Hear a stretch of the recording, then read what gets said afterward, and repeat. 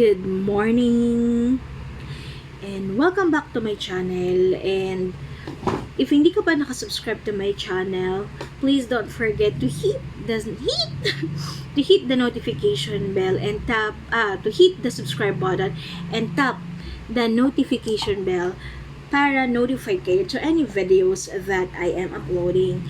And please like and share na rin po yung mga videos if nagustuhan po ninyo. And again, welcome back to my channel. And today is October 9. Okay. So, ngayon guys, mga bagong dito. And then, susubukan ko hindi ko alam anong look yung gusto kong gawin. Pero what I would like is to try these sponges to differentiate kung ano nga ba yung difference ng velvet sponges and dun sa regular sponge lang. And ito sila. Nakadump na sila. Ayan. Pero, i-differentiate ko siya sa, bumili sa akong bagong sponge. And, nakita ko to sa Shopee, sa Focallure. And, ito siya. Velvet. Ayan. Kung titingnan nyo, ayan siya. Meron siyang, ayun, velvet talaga. Siya, if you're going to check. Ayan siya. Meron siyang parang balabalahibo. Ayan. Ayan. Ching. Ayan. So, tingnan natin kung maganda yung performance niya with, na walang parang wala siyang shield. Para to kasi parang may shield siya. Kung paano siya magbe-blend. So, ang gagawin natin is, itong isa is dito sa kabila, and ito is dito. Okay. Parehas na to naka-dump spot. Binasa ko na pareho to. So, let's go ahead and begin. So, of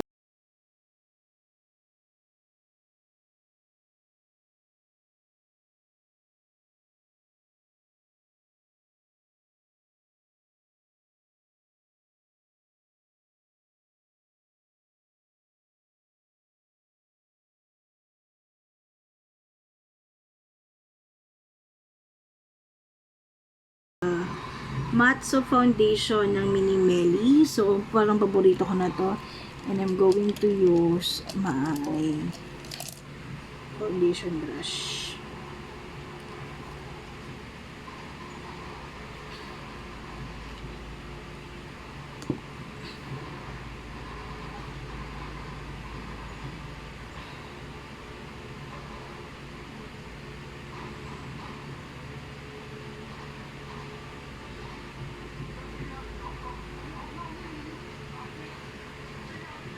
Okay, so, gamitin muna natin tong velvet na sponge to blend out yung sa kabila. Okay. Ito natin.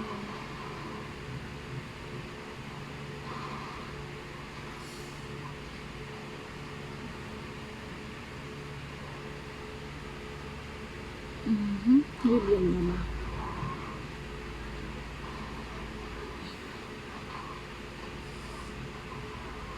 Medyo kulang pa yung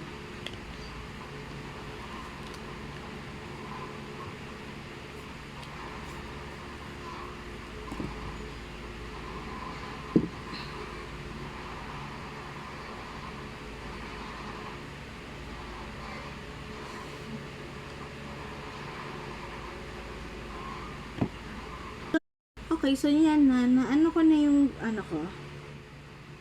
Na-blend ko na din dito using this velvet sponge. So,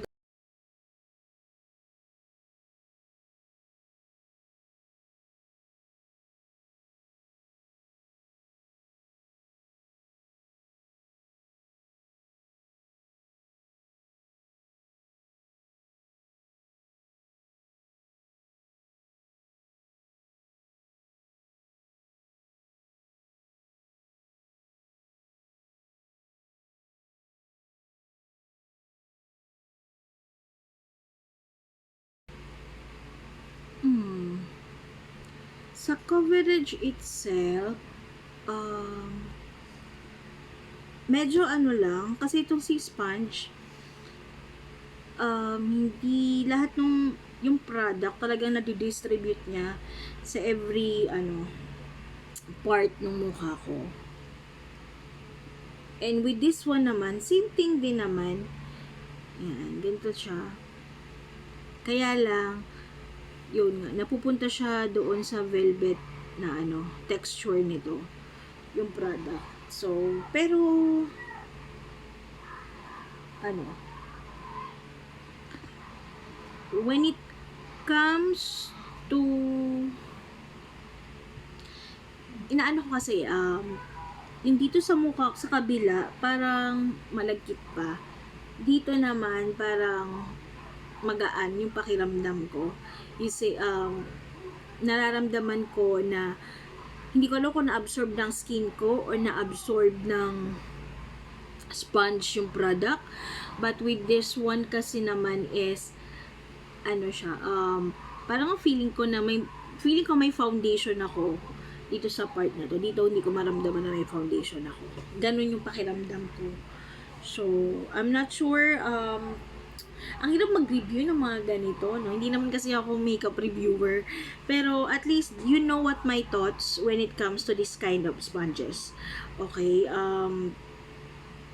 depende rin kasi, ang sponge din kasi is something na depende on how will you use it, because it depends on the coverage na ilalagay niya doon sa ating mga mukha. When it comes, okay, so now we're going to put our concealer now. So I'm going to use my concealer. Asan na yung concealer ko? Nawala siya. Okay, ito. The Intense Color Concealer ng Detail Makeover.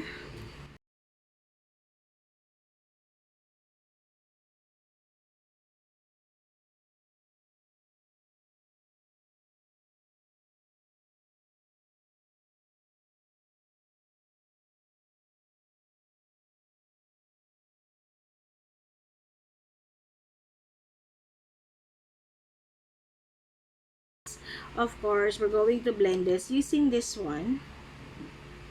Dito sa kabilang part. And then,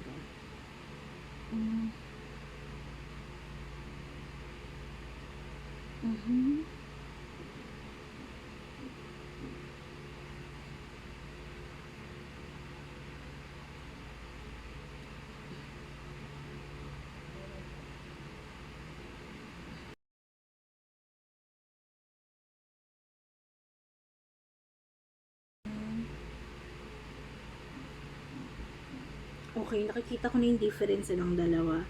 So, ito naman sa kabila.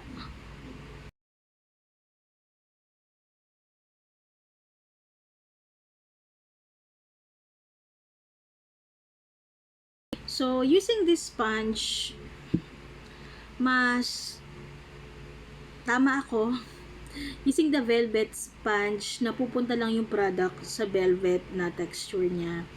Hindi mismo dun sa sponge. That's why when you are distributing the product on your face, hindi siya, for example, dito lang sa sa part na ito, nadidistribute siya sa ibang part pa ng face mo. And katulad dito, 'di ba? Napupunta siya dito sa face niya, which is dapat doon na siya sa fine lines niya. When I use this, ito, kung saan mo lang i-dump yung sponge, and then yung product, kung ano lang yung gusto mong tawag dito, kung saan lang yung gusto mong part ng mukha mo, yung may concealer, nandun lang talaga siya. And then, naka-define lang. For example, dito ko lang nilagay, naka-define lang siya dito. Unless lang I will, ikakalat ko yung product in this part of my eye area. And, katulad yung sa ilong din, yung nandito lang siya, hindi siya napunta dito sa mga part na to, unlike dun kanina sa other part of my, nang gamit ko tong velvet sponge, napunta pa siya dito sa mga part na to. Okay, so nakita natin yung differences between the two. Okay. So, ayan. Ano ko lang, and then, okay, so now let's go ahead and do the baking. I'm going to use the Beauty Creations Translucent Powder. So, ililive ko sa description box lahat ng ginamit kong product, okay? So, bago lang to, first kong gagamit ng translucent powder. Tingnan ko anong difference niya sa mga loose powder.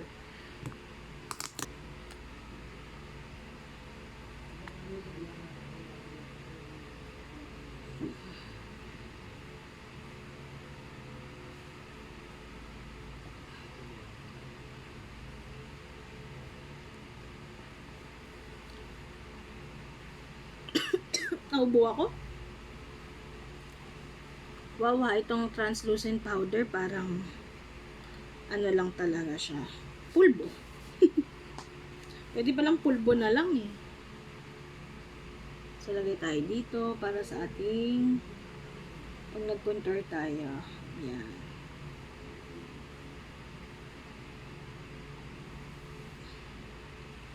Okay. So, let's do to our kilay part.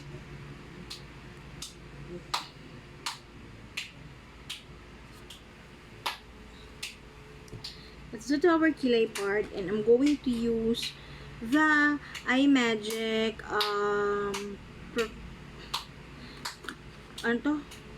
Tinted eyebrow pomade from iMagic. So, ito ang ganda nito, may kasama siyang spoolie and a brush, and itong iMagic.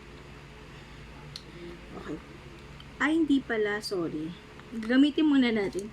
Subukan kong gamitin tong nauuso ngayon yung mga bushy eyebrow. So, let's go ahead and use this, I don't know how to pronounce this, Pudair. I don't know. Okay, brow styling cream. So, gusto ko kasi ng bushy pala. Bushy na tawag dito, eyebrow. So, let's go ahead and use ito siya. Ganito siya. Bagong bili ko lang rin to. Ayan. So, ito yung ano niya.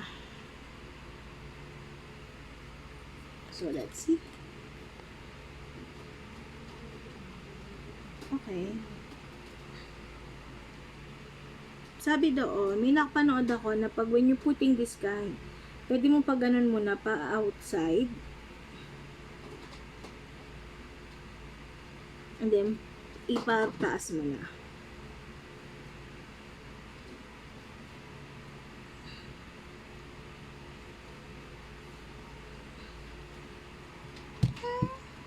Medyo, tingnan natin kung pag dinamihan natin, maganda.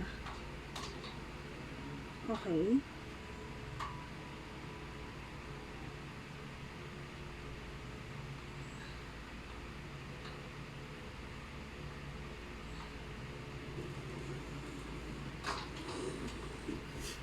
Hindi ko alam kung may pagbabago sa aking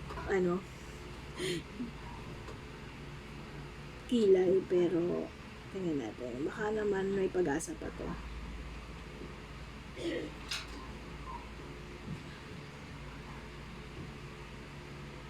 Pero wala namang pagbabago. Tingnan sa kabila. Diyos ko ha. O, depende lang sa product.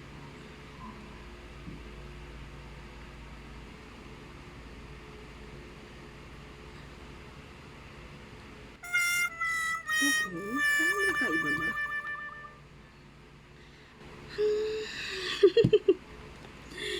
O, hindi lang talaga ako marunong pag gumamit ng ganito. Ewan ko. Comment below.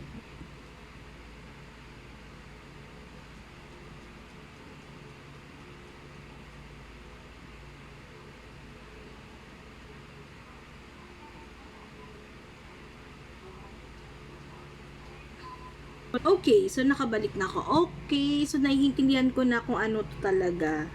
So, para siyang styling cream nga, or para siyang gel sa kilay. So, naramdaman ko na yung lagkit, and then yung tigas ng buhok ko sa kilay ko, and then, ayan siya guys. Magulo lang. Okay. So, ito, tingnan natin to. Gamitan natin ang ating brow gel.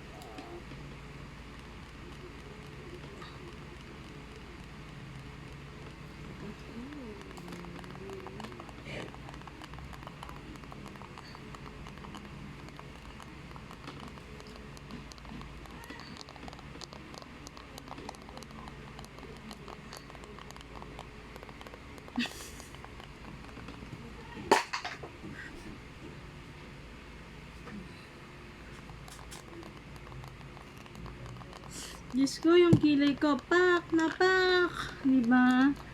Hello, kilay. Nasaan na yung pang brush ko?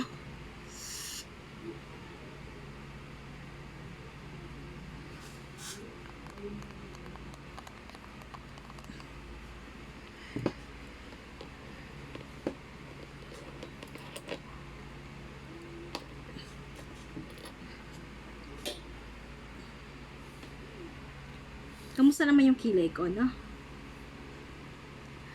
Pero, ano ba yan? Kaya ko to.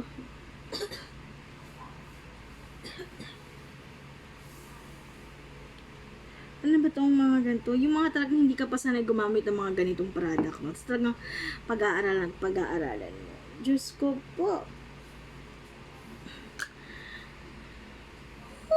So, wait lang guys. Babalik ako for i-fix ko lang to. Yan yung binubura ko siya. Parang mali ata na naglagay ako ng pomade na ano. Tapos ano tawag dito? Ang, ano nung ano eh. Ang tibay nung ano eh. Nung ano, hindi yung pomade ang tibay nung styling, yung brow gel. Ay, brow gel. Yung ano, styling cream.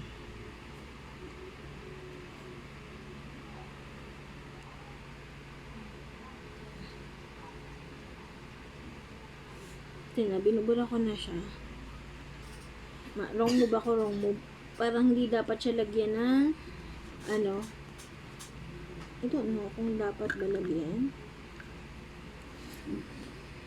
Okay, so I'm back. So, titingnan nyo, yan yung kilay ko. Medyo matibay to styling cream na to, no? Ng ano, ng brown, ano, silk puda air. I don't know how to pronounce this. But, ayan siya. Ayan, magulo siya actually. Ayan. So, hindi ko alam kung maglalagay pa ako nito. So, nakita niyo naman yung kapalpakan ko kanina. So, hindi na, pag nagbabashi ka siguro ng kilay, hindi, no need na magganito. Kasi, didikit din siya doon sa styling gel. And, siya recommended para sa akin na. Depende kung siguro sa magagaling mag-makeup, pero kailangan na lang dito is parang ano what do you call this? Eye pencil. Pero I'm going to use the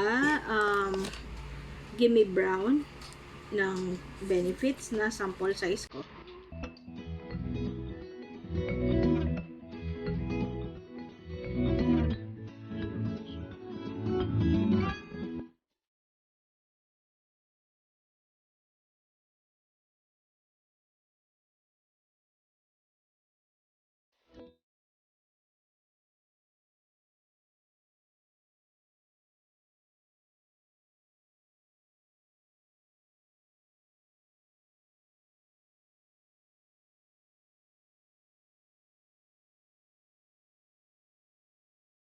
Okay, so ayos ko na. Ayan, hindi pa rin naman siya perfect, pero let's move on. Wala na akong magagawa dyan. And, you know, pag first timer ka talaga, hindi naman talaga kaagad perfect. Sorry, yung magiging kalalabasan nung paggamit mo ng isang product. So, ano yung mga na-try nating bagong product? So, already try this. Later, bibigay ko kung ano yung mga thoughts ko doon sa mga product na ito. So, now let's go ahead and do on our eye makeup. So, of course, I'm going to use the Beauty Glaze and the color board. Okay. So, let's, ano ba ng color? So, I'm planning to have a, like, siguro, ano lang, light lang na ano.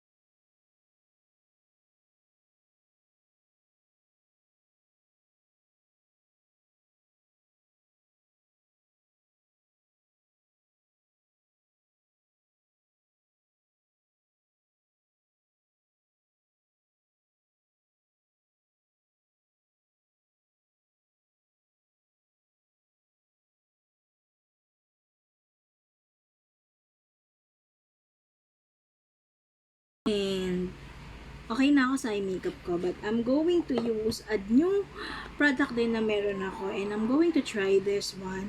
This glittery eye, actually, platinum yung shade nito, and I bought this in Focallure, and heavy glitter eyeliner. So, I'm gonna use this for my eye wing. Okay.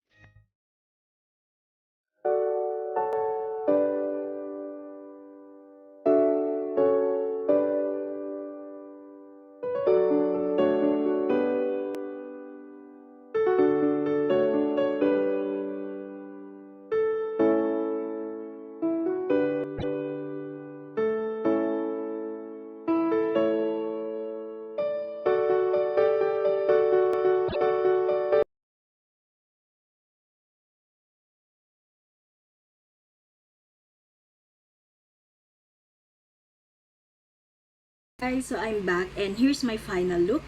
And mukha na ba akong mean girl? Actually, hula-hula ko na yung mga ano ko ngayon. But, I'll give my thoughts na on the products that I used for the first time. Okay, so let's go first to the sponge. Okay, so hindi ko siya gusto kasi kinakain nung sponge yung product.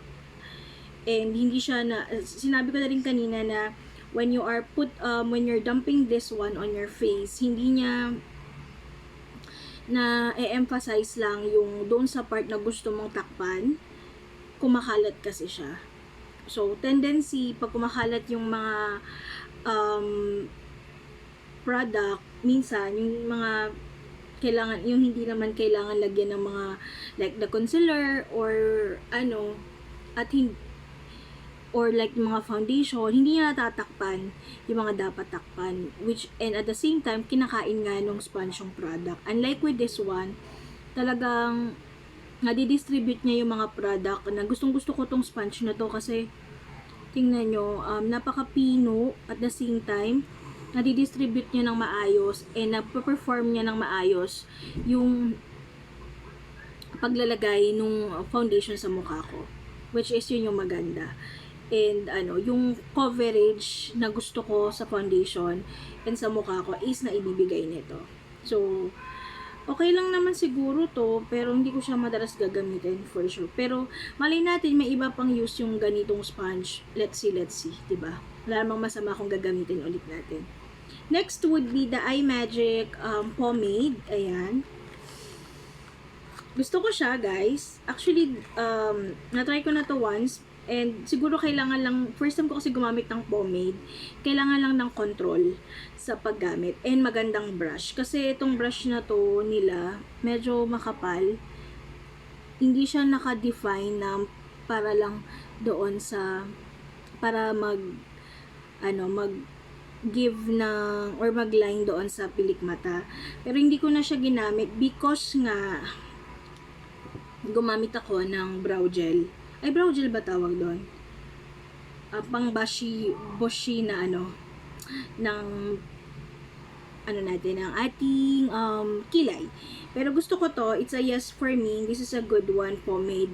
Siguro, lang, kailangan lang ng control because nga, ang pomade medyo makapal siya. Kung makikita nyo, ang hirap, makapal, isang glide mo lang, makapal na yung pigmentation niya.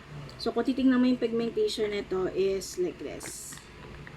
Hindi ako yung ng pigmentation niya. Grabe yung pigmentation niya. Oh. So, ang ganda. And then, maganda sa kanya, smudge proof siya. Diba? So, maganda to. And yeah. Next would be the next product that I tried kanina is ito. Hindi ko alam kung paano pronunciation itong brow styling cream na to. Akala ko nung una wala siyang magiging effect sa akin, pero habang tumatagal pala, natutuyo siya, tumitigas siya. I mean, niya yung kilay. Talagang i-stick niya lang doon kung anong gusto mong style. If gusto mo ng pataas na bushy or talagang bushy na kilay, talaga maibibigay niya. And ang hirap niyang tanggalin. Kung makikita niyo ako sa video ko, hirap na hirap ako tanggalin. Lalo na nung nilagyan ko ng pomade na eyebrow, ang hirap niya tanggalin. So, hindi ko recommended na maggaganito kayo and then gagamit kayo ng pomade. Mas maganda siguro if ito and pencil eyeliner na lang. Okay, kasi hindi mo na siya mabrush. Pag nakadikit na yung kilay mo doon sa na pag nakataas na yung kilim and matigas na siya. Brow gel, pwede tayong gumamit ng brow gel para to define lang yung kilay natin. But using a pomade, it's a no-no for me. So, and the last one that I used is this one, Focallure Beam Heavy Metallic Eyeliner. So, it's a yes for me if you're going to see. Ang ganda nung pagkakaano niya sa aking eyeshadow. Nagbigay siya ng magandang kinang at kinalabasan. Akala ko parang worst eye makeup ko yung mangyayari. Pero because of this one, nabigyan niya ng ibang look yung aking eyeshadow, and I like this. Okay, I will leave all the link where I bought this. I know naman siguro aware na kayo sa Focallure link and sa iMagic link and sa this one. Pero i-leave ko pa rin sila sa aking description box para if you would like to buy this one, you can check it out on the store in Shopee. And the rest ng ginamit ko for this look will be will be put on the description box. So I hope you like my video for today, and if you like it, please don't forget to hit like and share na rin po yung mga videos ko. Please, thank you sa lahat ng subscriber ko, and thank you dun sa 182 followers ko on my FB page. So road to 200 na ako sa FB page ko, but please sana ito ring YT channel ko would na mag-run din ng subscribers. Thank you so much for watching, and I hope to see you soon on my next video. Bye!